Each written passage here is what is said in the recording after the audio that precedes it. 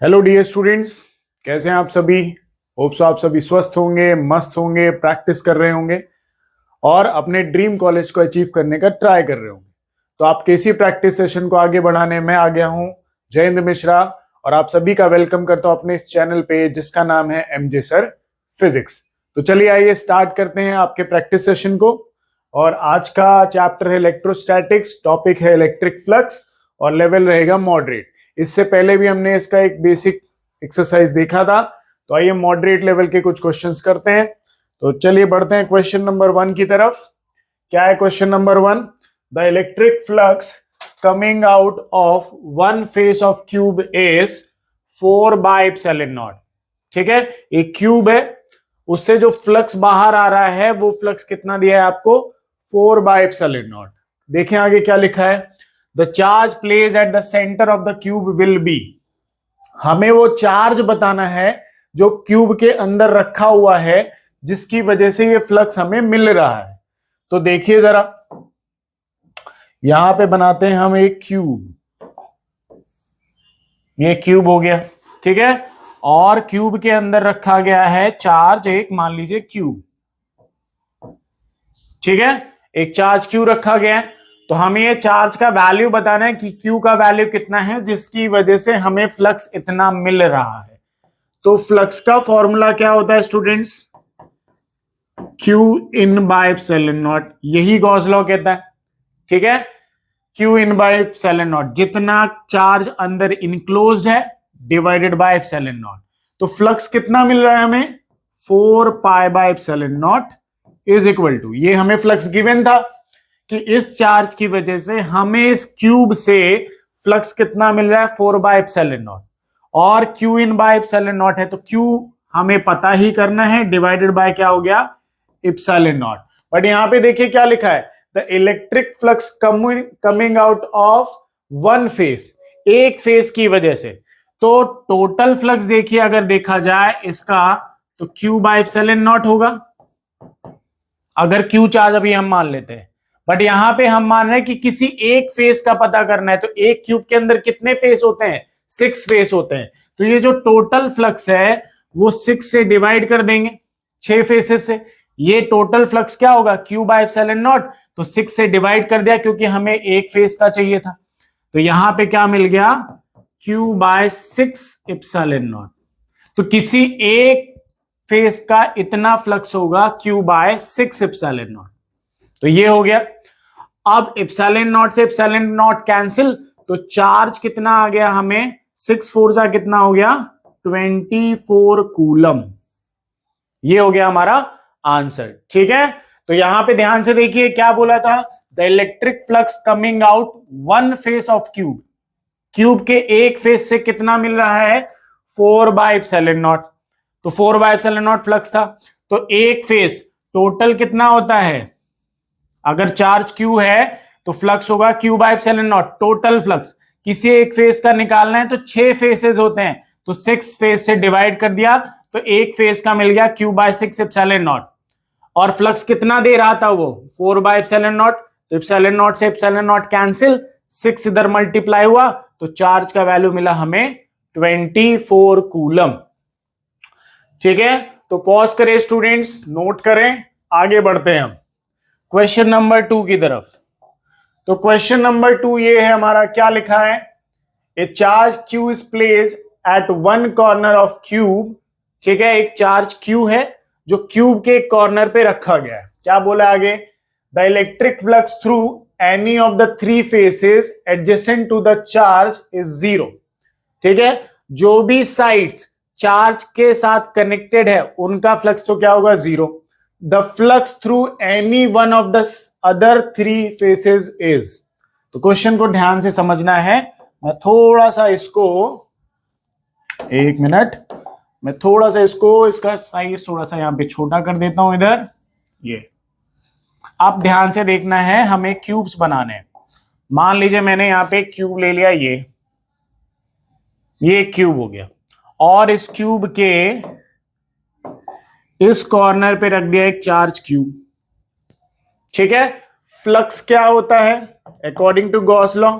Q in by epsilon nought. Close surface बनाना है हमें पहले तो, ठीक है, क्या बनाना है, क्लोज सरफेस। तो पहले हम इसको क्लोज करते हैं। तो क्लोज करने के लिए देखें हम यहां पे कितने, यहां पे हमें क्यूब्स लगेंगे। तो एक क्यूब यहां पे, ये कुछ ऐसा हो गया मान लीजिए, ठीक है ना, ऐसा थोड़ा छोटा दिख रहा है तो 1 मिनट थोड़ा सा बड़ा कर लेते हैं इसे भी। यहां पे एक, थोड़े मैं बना लेता हूं, 4, ठीक है। अब ध्यान से देखना है कितने क्यूब्स लगेंगे। तो एक क्यूब यहां फिट कर दिया, ठीक है, एक क्यूब यहां से उठाया और यहां लाके रख दिया ऊपर, और एक क्यूब यहां से लाया और यहां पे फिट कर दिया यहां पे, ठीक है, थोड़ा छोटा है। तो ये तो 4 क्यूब हो गए जो पीछे रखे गए। आपको फ्रंट से ये वाला चार्ज अभी दिख रहा है, ठीक है, ये चार्ज आपको इन 4 क्यूब से पीछे वालों को दिखना बंद हो गया। जैसे मान लीजिए मैं यहां पे किसी को रख दूं, अब इसको मुझे ढकना है, तो एक क्यूब इधर, एक क्यूब नीचे, एक क्यूब इधर, एक क्यूब इधर। तो अब मैं पीछे से देखूंगा तो नहीं दिखाई देगा, बट आगे से आपको दिखाई देगा। तो आगे से भी मुझे चार्ज को क्या करना पड़ेगा, 4 क्यूब से क्लोज करना पड़ेगा। तो जो टोटल फ्लक्स है वो अगर 8 क्यूब पे डिवाइड है, तो जो क्यू बाय क्या होगा, 8 एप्सिलॉन नॉट में टोटल फ्लक्स डिवाइड होगा। 8 क्यूब्स में डिवाइड हुआ। अब 8 क्यूब्स के बाद कितने फेसेस में मिल रहा है वो देखना है। 8 क्यूब, तो एक क्यूब में कितने फेसेस, 6। तो 8 क्यूब में कितने फेसेस, 8 6 48, 48 फेसेस होते हैं, ठीक है। एक क्यूब में 6 फेसेस हैं, तो 8 क्यूब में कितने फेसेस होंगे, 48।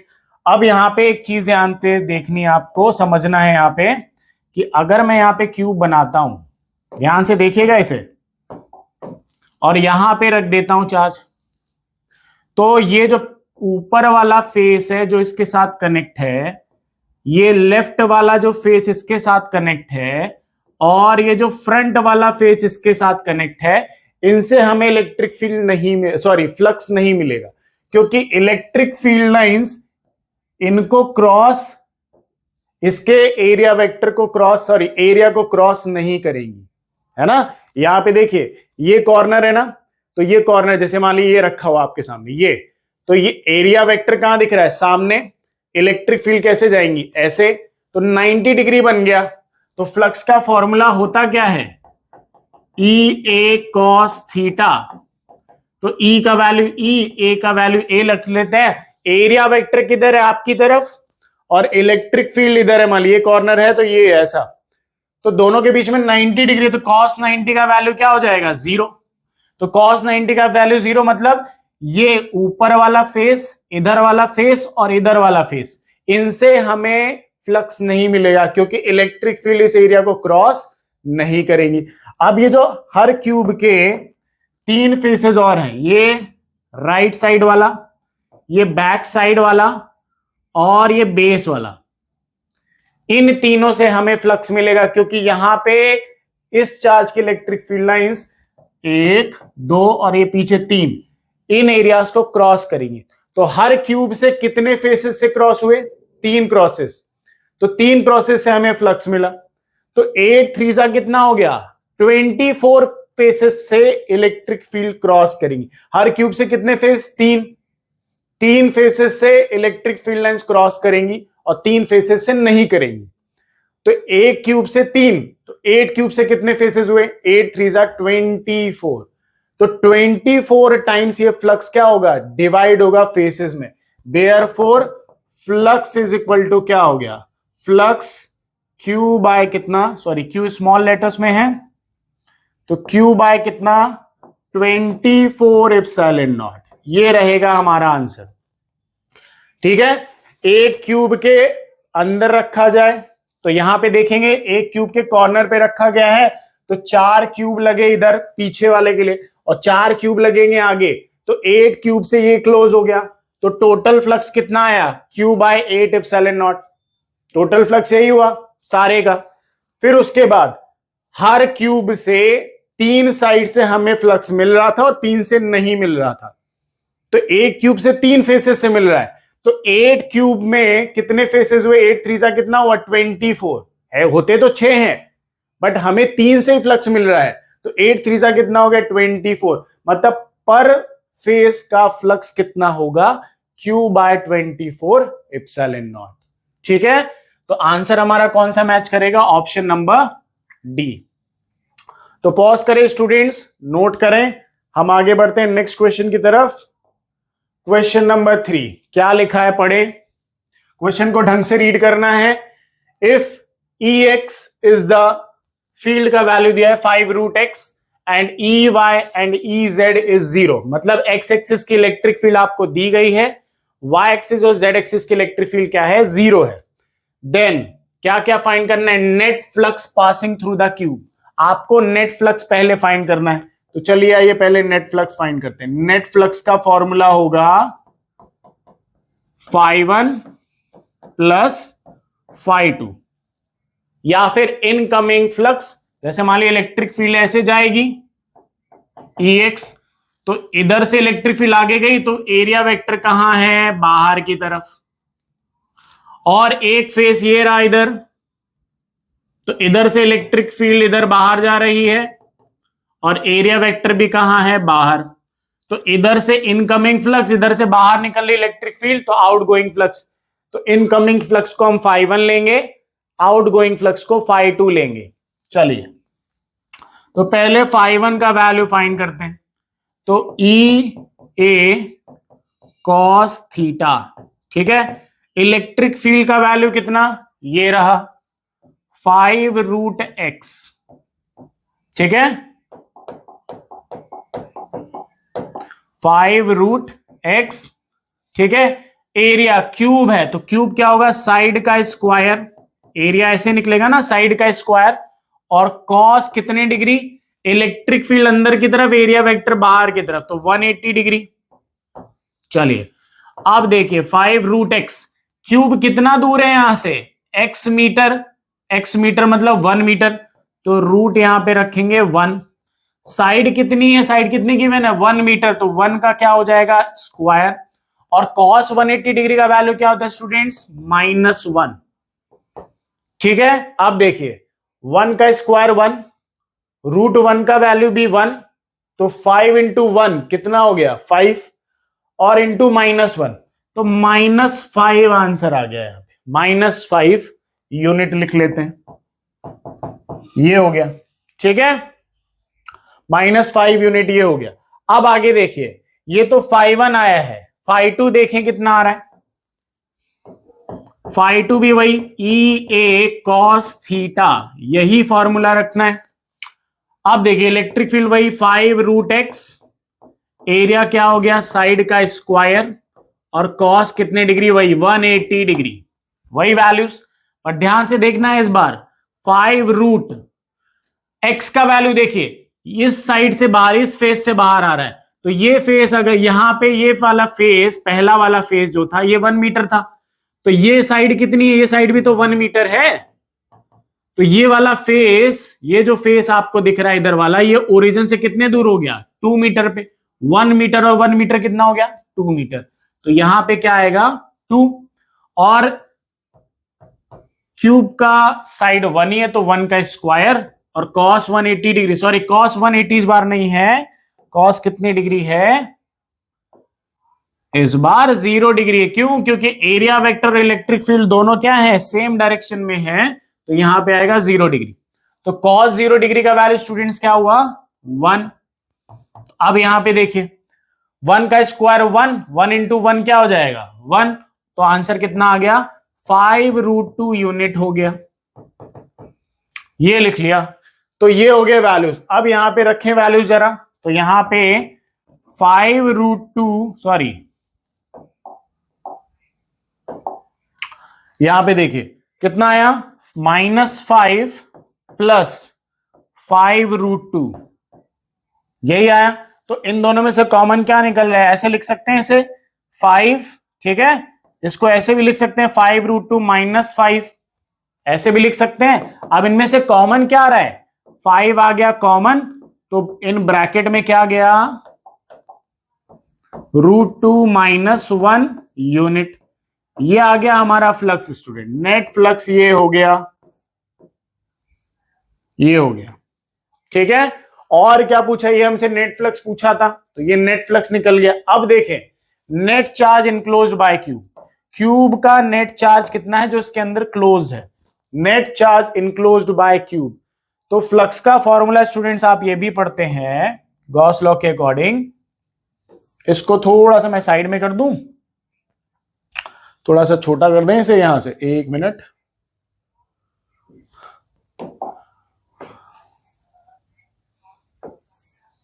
ये इसको साइड में कर दिया। अब देखिए सेकेंड नंबर हमें निकालना है, तो सेकेंड नंबर क्या बोला है, net charge enclosed bye cube. तो फ्लक्स का फॉर्मूला क्या होता है, Q in by epsilon nought, यही होता है। नेट फ्लक्स हमारे पास ये आया है, तो यहां पे रख दीजिए 5 इन ब्रैकेट √2 माइनस 1, ठीक है, is equal to net charge divided by epsilon naught. तो नेट चार्ज निकालना है, तो ये जो क्यू एप्सिलॉन नॉट डिवाइड में इसको इधर मल्टीप्लाई कर दो, तो 5 in bracket √2 minus 1 multiply epsilon not, ये हो गया हमारे पास चार्ज। तो कौन सा ऑप्शन हमारा करेक्ट देखें, ऑप्शन नंबर ए हमारा करेक्ट है। ठीक है, तो स्टूडेंट्स पॉज करें, नोट करें इसे, क्वेश्चन इजी हैं, बस ध्यान से पढ़ना है, प्रैक्टिस करनी है, अच्छे से होगा। चलिए नेक्स्ट क्वेश्चन, क्वेश्चन नंबर 4 क्या लिखा है, the electric field in a region is given as, ये दिया हुआ आपको value, vector is equal to 10 I cap plus 20 J cap volt पर मीटर। ठीक है, the net flux passing through a square area of side 2 metre, ठीक है, parallel to x z plane is. अब ध्यान से देखना है, आपको एक इलेक्ट्रिक फील्ड दी गई है 10 I cap plus 20 J cap, यही दी गई है, मतलब इलेक्ट्रिक फील्ड एक्स एक्सिस में है और वाई एक्सिस में है, और the net flux passing through the square area of side 2 metre parallel to x z plane.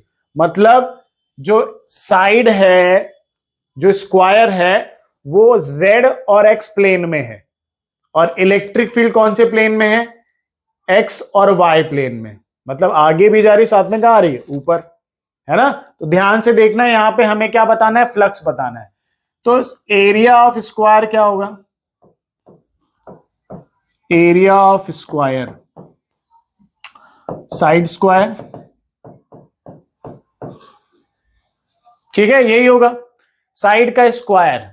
Side का स्क्वायर यहां पे क्या करोगे, देखो यहां पे क्या करोगे, साइड का स्क्वायर 2 का स्क्वायर, तो यहां पे 2 का स्क्वायर कितना हो गया, 4, ये आ गया।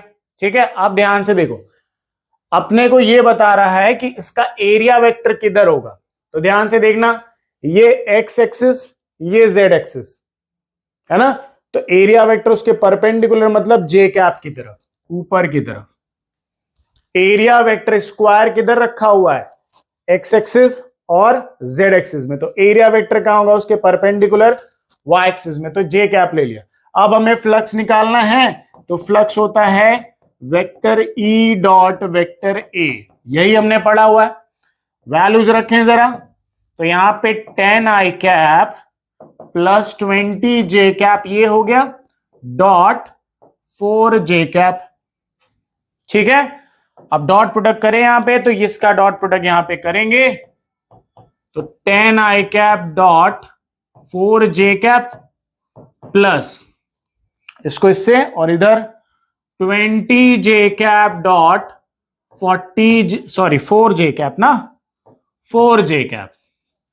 तो अब इन दोनों का कई स्टूडेंट्स मल्टीप्लाई कर देते हैं, बट ध्यान से आई कैप और जे कैप का डॉट प्रोडक्ट नहीं हो सकता है, क्योंकि दोनों परपेंडिकुलर है। डॉट प्रोडक्ट में cos थीटा आता है, तो cos 90 का वैल्यू, क्योंकि आई कैप और जे कैप परपेंडिकुलर, cos 90 का वैल्यू 0, तो यहां तो ये 0 हो जाएगा, प्लस जे कैप और जे कैप का डॉट प्रोडक्ट कर सकते हैं, 4 इंटू 20 80, और जे कैप क्या होता है 1।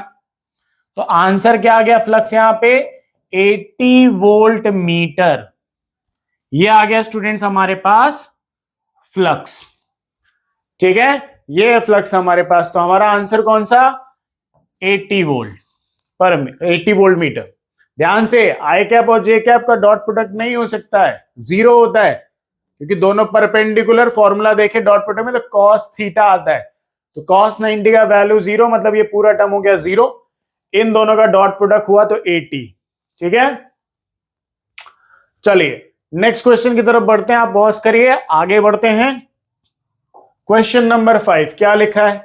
Gauss law is valid for, पहला ऑप्शन है एनी क्लोज सरफेस, मतलब किसी भी क्लोज सरफेस के लिए, चाहे वो इवन हो, अनइवन हो, रेगुलर हो, इरेगुलर हो, कुछ भी कह लो, पहला ऑप्शन। दूसरा option only regular close surface, क्या सिर्फ रेगुलर जैसे स्फीयर हो गया, है ना, क्यूब हो गया, इन सब के लिए, है ना, या फिर सिलेंडर हो गया, क्या इनके लिए ही है? Third any open surface, open surface के लिए भी होता है क्या ये? और लास्ट में है ओनली इरेगुलर ओपन सरफेस। तो सब ने पढ़ा है, सबको पता है कि गॉस लॉ के अकॉर्डिंग फ्लक्स किसका निकाल सकते हैं हम? सिर्फ क्लोज सरफेस का। अब वो क्लोज सरफेस कैसी भी हो, इवन हो, अनइवन हो, कुछ भी हो, सिर्फ क्या रहना चाहिए? क्लोज सरफेस होना चाहिए। तो अकॉर्डिंग टू गॉस लॉ बनाया गया है सिर्फ क्लोज सरफेस के फ्लक्स निकालने के लिए। बट इसका मतलब ये नहीं है कि आप सिर्फ रेगुलर शेप वाले लो, कोई भी शेप ले सकते हो, रेगुलर इरेगुलर क्लियर रहना चाहिए कि कोई भी चलेगा, बट क्लोज होना चाहिए। तो ऑप्शन नंबर ए हमारा यहां पे मैच कर रहा है। ठीक है, option number A, any close surface, किसी भी क्लोज सरफेस के लिए। तो चलिए आइए नेक्स्ट क्वेश्चन में बढ़ते हैं। क्वेश्चन नंबर 6 क्या कह रहा है? Q1, Q2, Q3 and Q4 are point charges located at points as shown in the figure. 4 charges हैं, आपको डायग्राम में शो कर दिया गया है कि कहां कहां पे प्लेस्ड है। And S is the spherical Gaussian surface, एक गासियन सरफेस बनाई गई है ऑफ रेडियस r, जिसका रेडियस r है। Which of the following is true according to the Gauss law? तो गॉस लॉ क्या कहता है, देखिए, Q in by epsilon nought, यही होता है। या फिर हम ऐसे लिखते हैं E dot D A Q in by epsilon not. ठीक है, यही होता है। तो ये होता है फ्लक्स। तो फ्लक्स हमें किन चार्जेस से मिलेगा? यहां पे जो चार्ज अंदर है ना, फ्लक्स हमें किन चार्जेस से मिलेगा? जो चार्ज हमारे पास अंदर है यहां पे। तो हम यहां पे क्या लिख सकते हैं? जैसे पहले चार्ज का लिखें तो क्या लिखेंगे हम? यहां पे देखिए, अगर हम यहां पे देखें तो E1 डॉट डी ए। दूसरे चार्ज का क्या लिखेंगे? E2 dot D A. और तीसरे चार्ज का क्या लिखेंगे? E3 dot D A. इन्हीं तीनों से हमें फ्लक्स मिलेगा, इन्हीं तीनों चार्ज से। और फ्लक्स का फॉर्मूला E इंटू ए भी होता है। क्या होता है? E इंटू ए। ये क्लोज सरफेस के लिए हम इंटीग्रल साइन के साथ ये बनाते हैं और ये हमें बताते हैं कि क्लोज सरफेस के लिए निकाला जा रहा है। इज इक्वल टू, यहां पे कितने चार्ज हैं? 3 चार्ज हैं। तो Q1 by epsilon naught plus Q2 by epsilon naught plus Q3 by क्या होगा? Epsilon naught. इसके लिए ये हो गया, इसके लिए ये हो गया और इसके लिए ये हो चुका है। ठीक है, तो अगर हम इनको कंबाइन करके लिखें तो हमें क्या मिलेगा? E1 plus E2 plus E3 और इनसे कॉमन क्या निकला? DA, तीनों से कॉमन। और इधर क्या लिख सकते हैं? Q1 plus Q2 plus Q3 divided by epsilon naught. तो ये है हमारा इस केस का आंसर। फ्लक्स हमें सिर्फ 3 चार्जेस से ही मिल रहा है, Q1, Q2, Q3, जो इनक्लोज्ड है सरफेस के अंदर, जो पैक है, जो पैक रहते हैं, उन्हीं से हमें फ्लक्स मिलता है। इलेक्ट्रिक फील्ड लाइंस यहां पे क्रॉस करें। ठीक है, तो चलिए नोट करिए पॉज करके। हम बढ़ते हैं अपने नेक्स्ट क्वेश्चन की तरफ। Question number 7। क्वेश्चन को ध्यान से पढ़िए, क्या लिखा है? Electric charge is uniformly distributed along a long straight wire of radius 1 millimetre. ये जो आपको ये वायर दिख रहा है, ये रॉड दिख रहा है, इसकी बात चल रही है। क्या बोला है कि इलेक्ट्रिक चार्ज इज यूनिफॉर्मली इस पूरे वायर में या रॉड में डिस्ट्रीब्यूट है, जिसका रेडियस दिया गया है 1 मिलीमीटर, बहुत छोटा इसका रेडियस है 1 मिलीमीटर। अब आगे पढ़ते हैं क्या लिखा है, द चार्ज पर centimetre length of wire is Q coulomb. मतलब पर सेंटीमीटर, ये जो पूरा वायर है इसके पर सेंटीमीटर जो 1 सेंटीमीटर पे कितना चार्ज है, क्यू कूलम है ना, पर सेंटीमीटर लिखा है, पर सेंटीमीटर, द चार्ज पर centimetre length of wire is Q coulomb. मतलब 1 सेंटीमीटर का चार्ज कितना है, क्यू कूलम है। आगे पढ़ें, another cylindrical surface of radius 50 centimetre and length 1 metre symmetrically enclose the wire as shown in the figure. तो इस रॉड को, जैसे ये रॉड है, ये इस रॉड को मैंने यहां से क्लोज कर दिया ऐसे, ये तो ये अंदर वाला जिसमें चार्ज पूरा डिस्ट्रीब्यूट है यूनिफॉर्मली, और बोला गया 1-1 सेंटीमीटर पे क्यू कूलम चार्ज है, तो मैंने इसको पैक कर दिया। अब पैक कर दिया है बाहर से, तो बाहर से पैक करने के बाद क्या बोला है, the total electric flux passing through the cylinder is, तो इस सिलेंडर से, जो बाहर वाले सिलेंडर से, इससे कितना फ्लक्स निकल रहा है। तो सिंपल सी बात है, फ्लक्स का फॉर्मूला होता है flux is Q in by epsilon naught. तो हमें इस बाहर वाले सिलेंडर का फ्लक्स निकालना है, तो बाहर वाले सिलेंडर ने कितना चार्ज इनक्लोज किया होगा, कितना चार्ज इनक्लोज किया। तो यहां पे देखिए ध्यान से, 1 सेंटीमीटर में 1 कूलम चार्ज है, या 1 क्यू चार्ज मान लेते हैं, ठीक है, क्यू कूलम लिखा है ना, तो 1 सेंटीमीटर में 1 क्यू चार्ज है ना। अब ये कितने सेंटीमीटर का है, जितने सेंटीमीटर का ये बाहर वाला सिलेंडर होगा उतने सेंटीमीटर का चार्ज इसने अपने अंदर पैक कर लिया होगा, है ना। यहां से आप पूरा चार्ज 1 सेंटीमीटर में क्यू कूलम, 1 सेंटीमीटर में क्यू कूलम, 1 सेंटीमीटर में क्यू कूलम, तो मैंने यहां से बाहर से इसको पैक कर दिया। तो जितना सेंटीमीटर मेरे पास होगा उतना ही कूलम चार्ज मैंने इसके अंदर अपने पैक कर लिया, इतना पार्ट पैक कर लिया। तो 1 सेंटीमीटर में 1 कूलम चार्ज है, तो इसकी लेंथ कितनी है, 1 मीटर। तो 1 मीटर इज इक्वल टू क्या होता है, 100 सेंटीमीटर, ठीक है। तो 1 सेंटीमीटर में 1 क्यू चार्ज है, तो 1 मीटर में होते हैं 100 सेंटीमीटर, तो 100 सेंटीमीटर में 100 क्यू चार्ज हो गया, है ना, 100 क्यू चार्ज। तो कितना चार्ज इनक्लोज हुआ, 100 क्यू, तो ये रहा flux 100 Q divided by epsilon not, ये हो गया आंसर, ठीक है। जितना चार्ज उसने अपने अंदर पैक कर लिया उतना ही फ्लक्स जनरेट होगा उसी चार्ज की वजह से। तो 1 सेंटीमीटर में 1 क्यू था, तो 1 मीटर में होते हैं 100 सेंटीमीटर, तो 100 सेंटीमीटर में 100 क्यू चार्ज उसके अंदर क्लोज हो गया, और उसी 100 क्यू चार्ज की वजह से सिलेंडर से फ्लक्स जनरेट हुआ। तो ये है फ्लक्स का वैल्यू। तो ऑप्शन नंबर बी हमारा क्या है, यहाँ पे करेक्ट है, ठीक है। चलिए स्टूडेंट्स पॉज करें, नोट करें, हम बढ़ते हैं अपने नेक्स्ट क्वेश्चन की तरफ। क्वेश्चन नंबर 8 क्या लिखा है, पॉज करके आप भी ट्राई कर सकते हैं इसे, देखें कि आपका आंसर क्या आता है, फिर उसके बाद देखें कि मेरा आंसर क्या आता है और अपने आंसर्स को मैच करें। चलिए आइए देखते हैं। 3 infinite plane sheets carrying uniform charge densities minus sigma, 2 sigma, 4 sigma are placed parallel to XZ plane, ठीक है, at Y is equal to A, 3A, 4A, ठीक है, रेस्पेक्टिवली। तो चलिए आइए देखते हैं।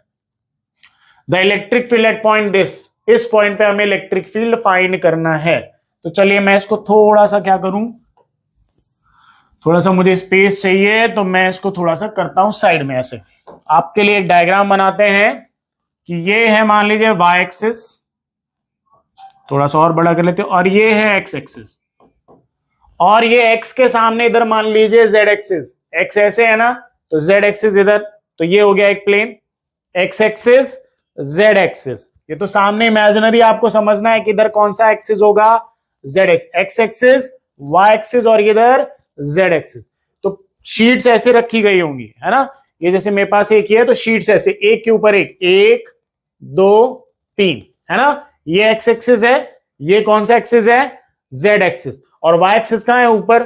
तो ये जो आपको दिख रही है uniform charge densities are parallel to x z plane, x z plane में है, पैरेलली रखी गई हैं, कितने कितने डिस्टेंस में, A3 A4 है, ठीक है। तो यहां पे देखिए ये है 0,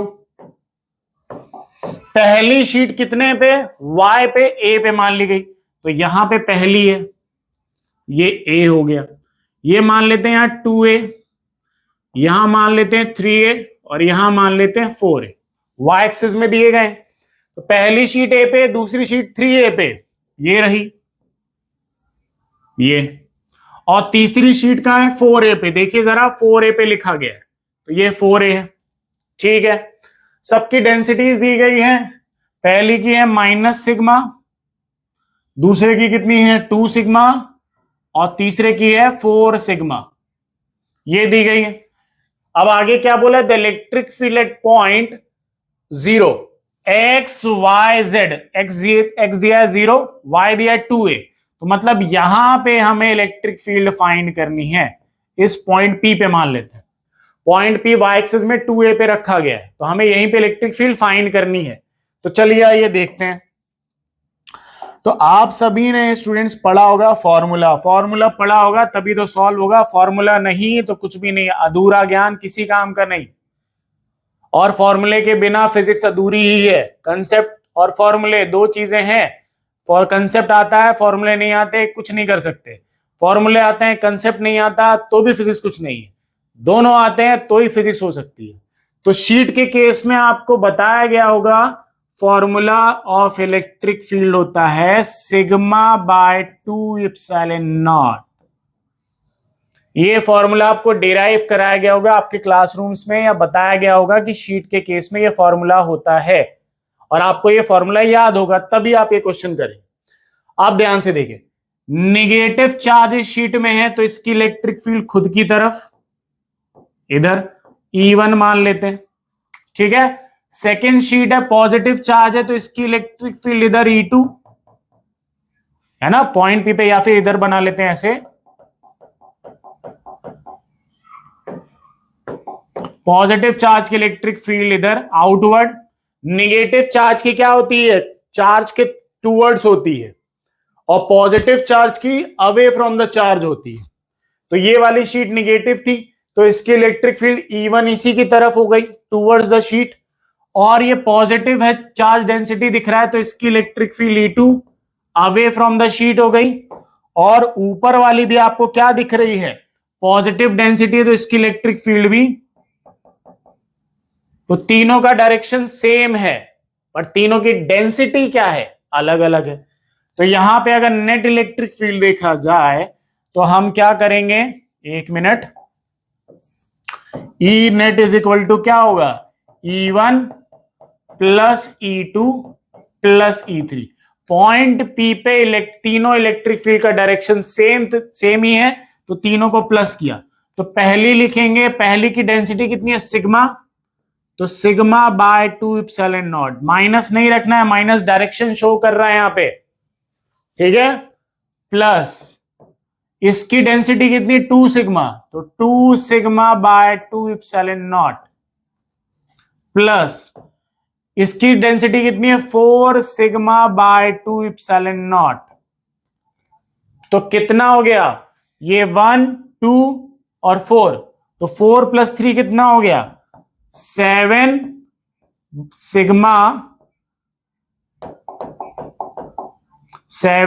सिग्मा बाय 2 एप्सिलॉन नॉट। ये नेट इलेक्ट्रिक फील्ड का मैग्नीट्यूड होगा। डायरेक्शन की बात की जाए तो डायरेक्शन कहां दिख रहा है, y एक्सिस ऊपर है तो नीचे कौन सा एक्सिस होगा, माइनस y, तो डायरेक्शन क्या रहेगा माइनस j कैप। तो ये आ गया net electric field at point P, 7 sigma bye 2 epsilon not minus j cap, minus को आप आगे भी शिफ्ट कर सकते हो। तो ऑप्शन कौन सा मैच कर रहा है, ऑप्शन नंबर बी हमारा मैच कर रहा है, -7 sigma bye 2 epsilon not j cap. ठीक है, पॉज करें स्टूडेंट्स। नोट करें इसे। चलिए क्वेश्चन नंबर 9, नेक्स्ट क्वेश्चन की तरफ बढ़ते हैं। नेक्स्ट क्वेश्चन हमारा ये रहा, क्या लिखा है देखिए, a line of charge extend along X axis, मतलब एक कोई वायर है, रॉड है जो एक्स एक्सिस में एक्सटेंड कर रहा है, ठीक है, whose linear charge density varies directly as x। एक वायर है जो एक्स एक्सिस में है और एक्स एक्सिस में उसकी जो लीनियर चार्ज डेंसिटी है वो जैसे जैसे डिस्टेंस बढ़ रहा है वैसे वैसे वैरी कर रही, हो सकता है बढ़ भी रही, हो सकता है कम हो रही, बट वैरी कर रही, ठीक है। अब आगे देखिए, imagine a spherical volume with its centre located on x axis and is moving gradually along it. एक स्फेरिकल बॉल है जिसका सेंटर एक्स एक्सिस के अलोंग ही उसी पे है और वो उसी एक्स एक्सिस के अलोंग मोशन भी कर रही है। तो क्या लिखा है, which of the graph shows in figure corresponds to the flux with the x coordinate of the centre of the volume. Question को थोड़ा सा देखिए जरा, ये है मान लीजिए हमारा रॉड और ये कौन सा एक्सिस है, एक्स एक्सिस भी है ना। रॉड को कुछ ऐसा बना लेते हैं, एक मिनट, ये रहा, ये हो गया, ठीक है। और एक स्फीयर भी है, ये मान लीजिए स्फीयर है जिसका सेंटर मान लीजिए इसी के एक्स पे और ये रोल करके इधर मोशन करता जा रहा है और इसका जो डेंसिटी है वो वेरिएबल है। वेरिएबल है मतलब इसकी जो रॉड की डेंसिटी है वो वेरिएबल है, ठीक है। डेंसिटी क्या दिख रहा है, वेरिएबल है। अब वेरिएबल है तो अपने को क्या बताना है कि फ्लक्स वेरिएबल है तो एक्स के साथ उसका रिलेशन क्या दिख रहा है। तो लैम्डा यहां पे अपने को गिवन क्या क्या है देखिए, गिवन है lambda is directly proportional to x. जैसे जैसे एक्स बढ़ता जा रहा है वैसे वैसे लैम्डा बढ़ता जा रहा है, ठीक है। और इलेक्ट्रिक फील्ड इसकी वजह से क्या होती है जरा बताइए, रॉड के केस में 2k लैम्डा बाय आर, या फिर इसको हम ये भी लिख सकते हैं 2 इंटू में 1/4 पाई एप्सिलॉन नॉट। k का वैल्यू होता है लैम्डा बाय क्या हो गया आर, 2 से ये 4 कैंसिल, तो electric field due to rod कितना आ गया, lambda by 2 pi epsilon not into में आर। ये इलेक्ट्रिक फील्ड आ गया, ठीक है। अब इलेक्ट्रिक फील्ड यही है और इसी की इलेक्ट्रिक फील्ड इस एरिया को क्रॉस कर रही है, इस स्फीयर के एरिया को क्या कर रही है, क्रॉस कर रही है। तो हमें फ्लक्स निकालना है भाई, ये आगे मोशन करता जा रहा है ना, ये आगे मोशन करता जा रहा है, तो जैसे जैसे मोशन कर रहा है वैसे वैसे इलेक्ट्रिक फील्ड इसके एरिया को क्या करेगी, क्रॉस करेगी। क्रॉस करेगी तो फ्लक्स कैसे दिख रहा है, कैसे रिलेशन बन रहा है एक्स एक्सिस के साथ, बढ़ रहा है तो कैसे बढ़ रहा है, कम हो रहा है तो कैसे हो रहा है, वो बताना है। देखिए जरा ध्यान से, गिवन था हमें ये कि डेंसिटी एक्स के डायरेक्टली प्रोपोर्शनल है, एक्स बढ़ेगा तो डेंसिटी भी बढ़ रही है, डेंसिटी बढ़ रही है तो इलेक्ट्रिक फील्ड भी बढ़ेगी, इलेक्ट्रिक फील्ड बढ़ेगी तो इलेक्ट्रिक फील्ड लाइंस बढ़ेंगी और इलेक्ट्रिक फील्ड लाइंस बढ़ेंगी तो ज्यादा एरिया क्रॉस होगा, ज्यादा एरिया क्रॉस होगा तो फ्लक्स भी बढ़ेगा। तो देखें किस रेट के साथ बढ़ता है। तो फ्लक्स का फॉर्मूला होता है स्टूडेंट्स ई ए, है ना, ई इंटू ए होता है। अब हम कॉस थीटा वगैरह नहीं ले रहे अभी। चले, ई का वैल्यू कितना ये रहा, lambda by 2 pi epsilon not into में R dot area, area surface का एरिया कितना, सॉरी स्फीयर का surface area 4 pi R square होता है, ठीक है। क्या से क्या कैंसिल हो गया, 2 से 4 कैंसिल कितने टाइम्स, 2 टाइम्स, पाई से पाई कैंसिल और एक आर से ये आर का एक कैंसिल। तो फ्लक्स कितना आ गया स्टूडेंट्स, यहां पे ऊपर क्या बचा, 2 lambda r, 2 lambda r divided by epsilon not, ठीक है। ये आर क्या है, इस स्फीयर का रेडियस है, ठीक है, ध्यान से। अब यहां पे देखिए 2 constant, epsilon not constant, radius change नहीं हुआ तो रेडियस कांस्टेंट, लैम्डा चेंज हो रहा है ना, क्या चेंज हो रहा है, लैम्डा एक्स के रिस्पेक्ट में चेंज हो रहा है, तो flux is directly proportional to क्या आ गया, लैम्डा। तो ये हमारी सेकंड इक्वेशन मान लेते हैं और इसको मान लेते हैं फर्स्ट इक्वेशन। तो देखिए जरा, फ्लक्स लैम्डा पे डिपेंड कर रहा है और लैम्डा किस पे डिपेंड कर रहा है, एक्स पे। तो देयरफॉर अगर पहले और दूसरे को देखा जाए तो flux is directly proportional to x है ना। मतलब अगर एक्स एन यूनिट बढ़ता है तो फ्लक्स भी कितने यूनिट बढ़ेगा, एन यूनिट, है ना। एक्स मतलब 1 यूनिट बढ़ेगा तो फ्लक्स भी 1 यूनिट बढ़ेगा। एक्स अगर 2 यूनिट बढ़ेगा तो फ्लक्स भी 2 यूनिट बढ़ेगा। तो डायरेक्टली प्रोपोर्शनल दिख रहा है, तो मतलब हमारा ये है कांस्टेंट वाला, ये सी वाला ग्राफ हमारा मैच कर रहा है। जितना एक्स बढ़ेगा उतना ही फ्लक्स भी ऊपर, जितना एक्स आगे बढ़ेगा उतना ही फ्लक्स भी ऊपर बढ़ेगा। तो ये वाला हमारा ग्राफ मैच कर रहा है, ऑप्शन नंबर सी। ठीक है, फ्लक्स यहां पे निकाला, flux is directly proportional to lambda और lambda is directly proportional to X. तो therefore flux is directly proportional to X हो गया। मतलब जितना एक्स बढ़ेगा उतना ही फ्लक्स बढ़ेगा। तो पॉज करें स्टूडेंट्स, नोट करें, हम नेक्स्ट क्वेश्चन की तरफ बढ़ते हैं। क्वेश्चन नंबर 10 क्या लिखा है, पढ़े जरा।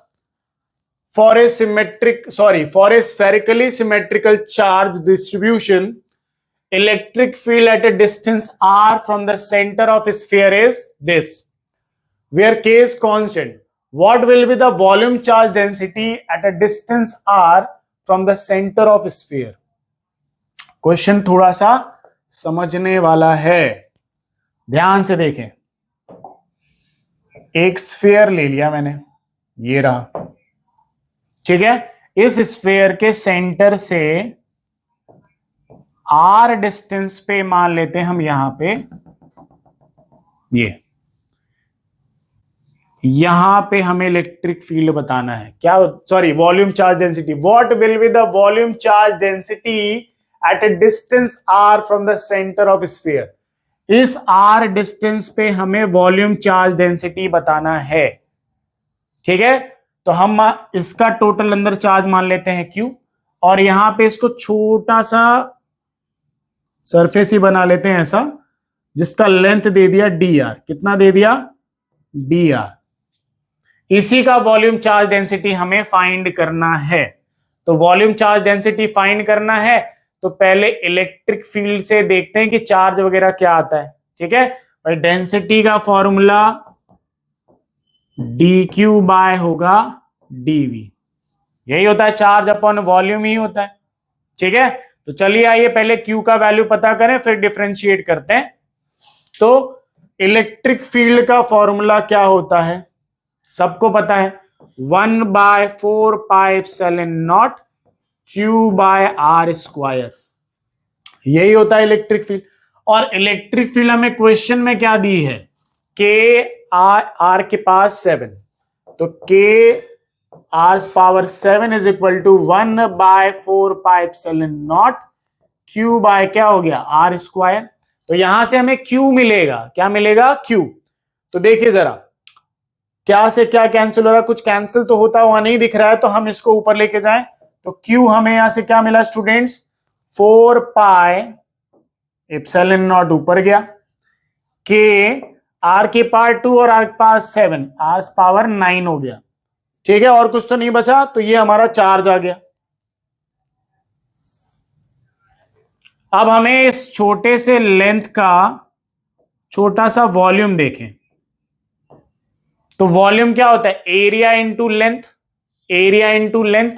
तो एरिया क्या रखोगे यहां पे, ये हो गया dq बाई dt। एरिया क्या होता है, surface area of sphere 4πr² into में लेंथ dr, है ना। वॉल्यूम का फॉर्मूला क्या होता है, area into length, 4πr² into में लेंथ इज वॉल्यूम, ठीक है। अब यहां पे q का वैल्यू रख के इसको डिफरेंशिएट करते हैं। तो q का वैल्यू ये रहा, पुट करें यहां पे, तो 1/4πr² को रख दिया बाहर, d बाय डी आर, ठीक है। और q का वैल्यू ये 4πε0, 4πε0, और क्या दिख रहा है हमारे पास, k r पावर 9, ठीक है, ये हो गया। अब देखिए आर के रिस्पेक्ट में आर ही डिफरेंशिएट हो सकता है, मतलब ये टर्म क्या आ जाएगी बाहर, तो 1/4πr², 4πε0 k, और अंदर क्या बचा, d/dr r⁻⁹। अब देखिए क्या क्या कैंसिल हो गया, 4π से 4π हो गया कैंसिल, ठीक है। यहां पे और देखिए चलिए, अब बाहर बचा k, ठीक है, ε0 r², ठीक है, और कुछ नहीं बच रहा। r⁻⁹ का डिफरेंशिएशन, तो x की पावर n वाला फॉर्मूला nxn-1, तो n का वैल्यू है 9, तो ये आएगा 9r, 9 - 1 कितना हो गया 8, ठीक है। तो यहां पे बॉक्स बना के आगे सॉल्व करता हूं मैं, तो डेंसिटी इज इक्वल टू क्या आ गया, k 9k ε0 r²r⁸। अब नीचे 2 है, ऊपर 8 है, कैंसिल हो जाएंगे, तो यहां पे क्या आएगा 9k ε0 r² क्या आ जाएगा 6। तो ये आ गई हमारी डेंसिटी r डिस्टेंस पे, है ना, कि r डिस्टेंस पे चार्ज की डेंसिटी क्या होगी 9k ε0 r⁻⁶। तो कौन सा ऑप्शन मैच कर रहा है, ऑप्शन नंबर डी, ठीक है। क्वेश्चन थोड़ा सा अटपटा था, समझना है, पढ़ना है। एक फॉर्मूला लगाने के बाद अगर डेंसिटी क्या होती, यूनिफॉर्म होती, तो हमारा ये आंसर आता, ठीक है। बट डेंसिटी यहां पे यूनिफॉर्म नहीं है यहाँ पे, तो इसलिए हमने यहाँ पे ये प्रोसेस किया और हमारा ये आंसर आ रहा है, ठीक है। आप देखना, वापस से समझना है और क्वेश्चन सॉल्व करना है, प्रॉपर तरीके से सॉल्व करने से ही आंसर आएंगे, बट इसके लिए फॉर्मूला और कॉन्सेप्ट दोनों ही ढंग से याद रहने चाहिए, ठीक है।